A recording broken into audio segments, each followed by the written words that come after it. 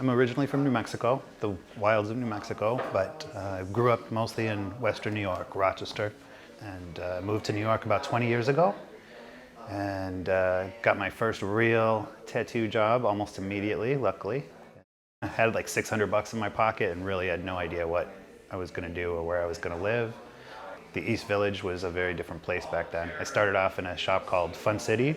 It was right by Tompkins Square Park and the East Village and St. Mark's. And it was a 7 days a week job that I was there pretty much 12 hours a day, every single day for the first few years of my time in New York.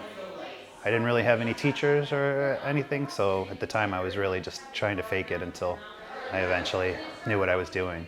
But I was obsessed and I loved that place, and St. Mark's at 4 in the morning 20 years ago was wild.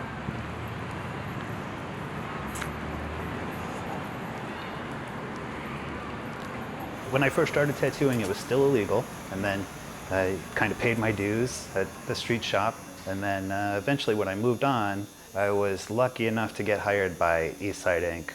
To be totally honest, I wasn't nearly as good as any of those guys at the time. I was still early in my career, and they were all very experienced.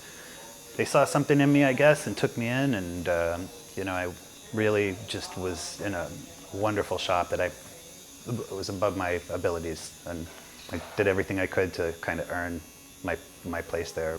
It was a much smaller group of shops back then too. You got to think about like the vast number and array of artists and tattooers in New York. There was like a tenth of that probably.